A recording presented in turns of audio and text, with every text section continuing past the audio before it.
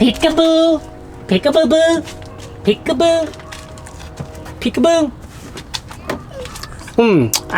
Kiss, kiss, kiss. Good job. Come on, maybe just one of these guys was. Oh, yes! Okay. You see that, you guys?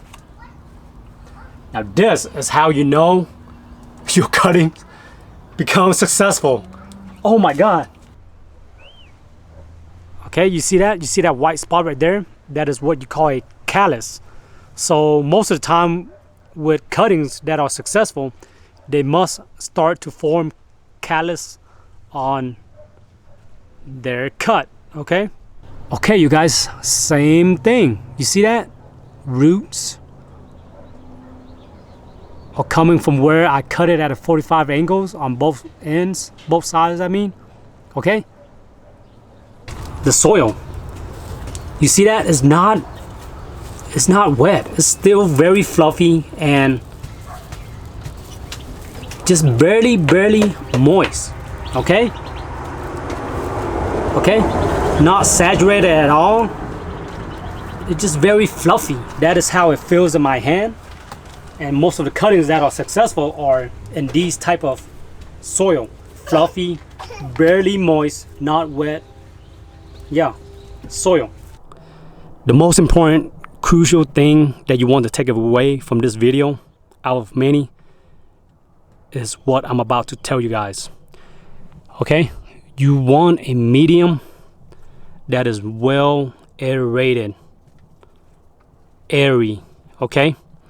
And the most important thing is you want it to be slightly moist.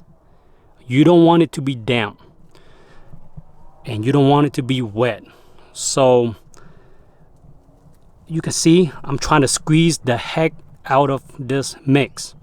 And there's not a single drop of water in my palm or leaking out. But as you can see, it is quite moist. So whatever mix you choose to use, add in the right amount of water to where it is slightly moist, okay?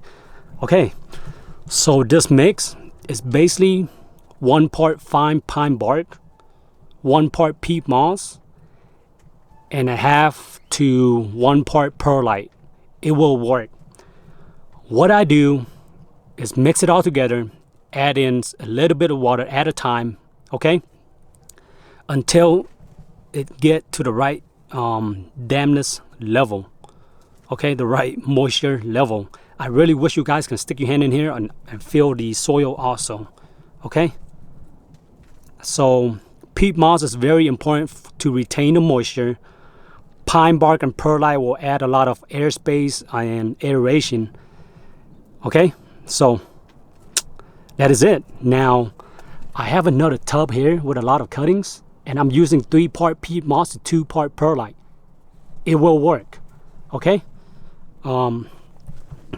Any type of mixture you make that combine these type of component will work, okay? So now another thing is I highly recommend a large clear tote, okay, with holes drilled on the bottom just in case you oversaturate the water, right?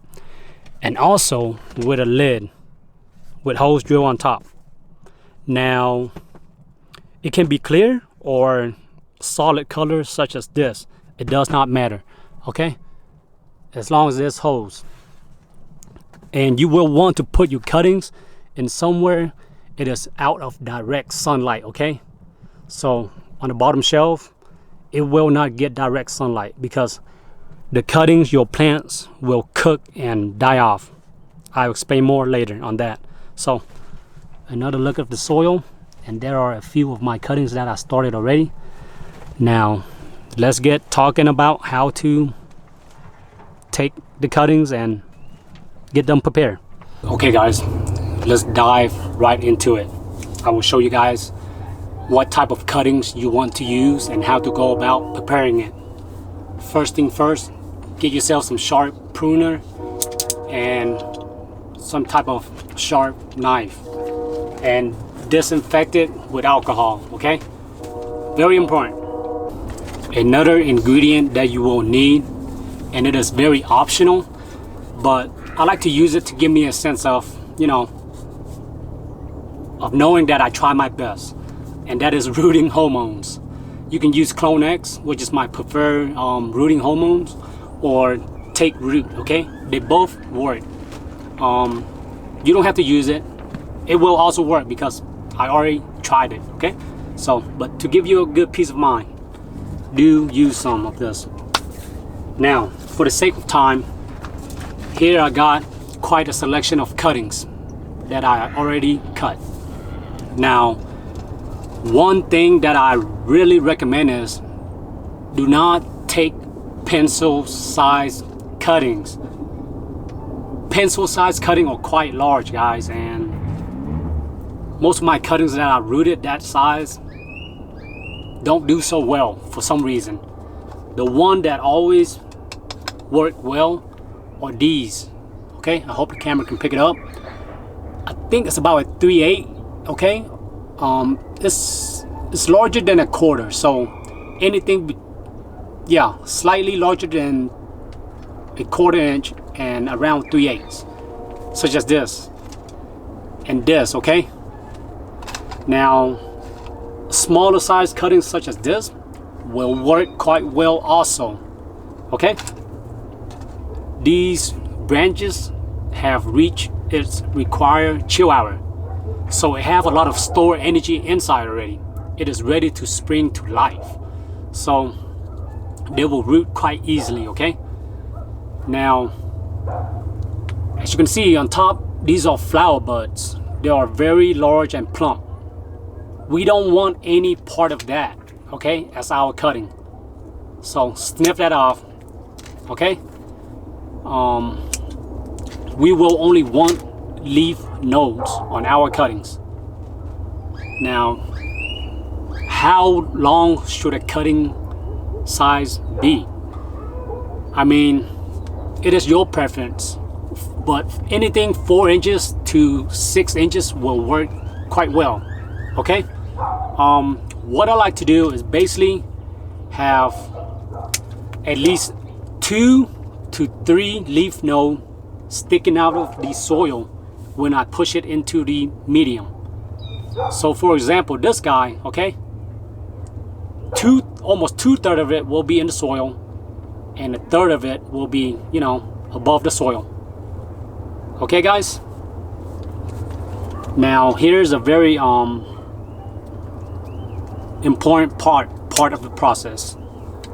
So on the bottom end of our cuttings, you see our first leaf node. I hope you guys can pick it up. That's the first leaf node. Okay, so you want at least almost half an inch, okay, of scion below it, and I will make a cut, a 45 degrees cut, okay, just right below that leaf node, just like that. And the opposite end, I will also cut a 45 degrees angle slice, just like that, guys. Reason being, there's a lot of energy stored near those leaf nodes. That is where our branch will start to callus in a few weeks and form roots. And by cutting it at a 45 degrees angle, you're giving it more surface area for that callus to develop, okay, and for more roots to develop. And that is it, you guys. You take this and stick it in our rooting medium, okay, and insert it into our potting medium, leaving about 3 to 2 nodes sticking out. Pack it in slightly, and that is all, you guys. That is it. Now the spacing of your cutting, okay, can be, you know, this is a large cutting attempt, so I'm spacing them 1 inch between each. And very important, make sure whatever you do, however you go about doing it, label it well. Nothing is more frustrating than not knowing what variety is what after they have successfully rooted. I have quite a handful of that. Don't make the same mistake as I have, okay? So now let's talk about the most important step of all, if there are, well, there's so plenty, right? But these next steps will be totally dependent on your effort. Such as thing in life, it will require your time, your effort, your persistence on checking up on the cuttings and to making sure that they are successful. Let me explain. In a few weeks time, a month or 2 months time, yes, blueberry cuttings will take that long to root, you guys. So as I was saying, it will come down to your persistence, okay, your effort. So after you choose a location where it is out of indirect sunlight, a location where it will receive daytime temperature of between 65 to 80, okay? Occasionally 85 or low 90s is okay, but we don't want that too often, okay? Perfect temperature is 70 to 80, guys, for the cuttings to root successfully.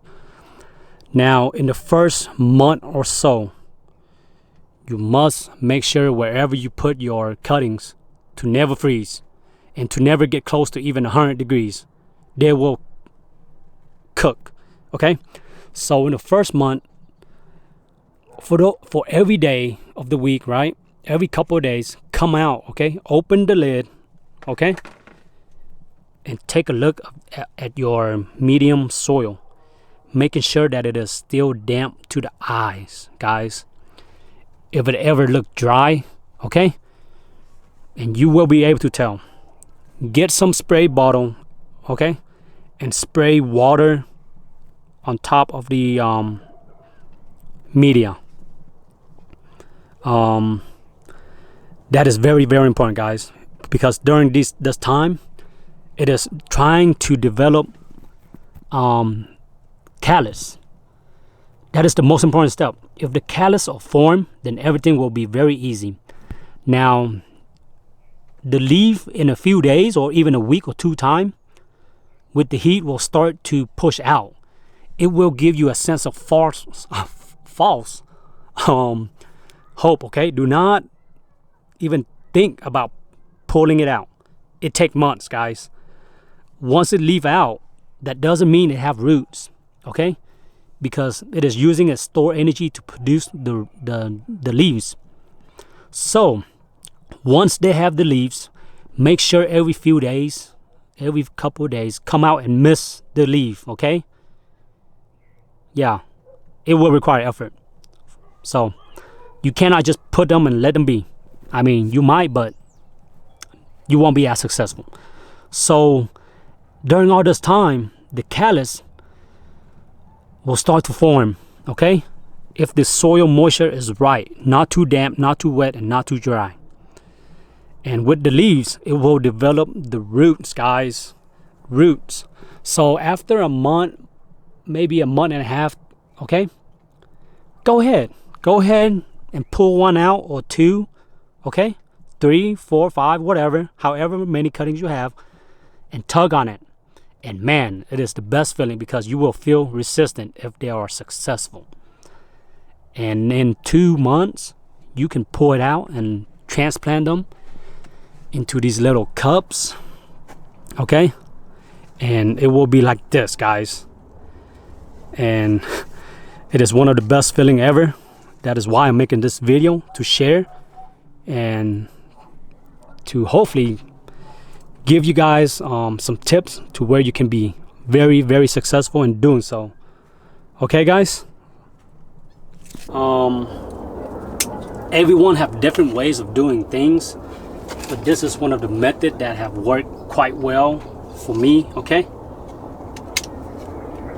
And in no time at all, you can make so many duplicate plants, blueberry plants of the variety that you truly enjoy. Do I need to make more blueberry plants? Honestly, no. I'm running out of room, as you can see. But man, oh man,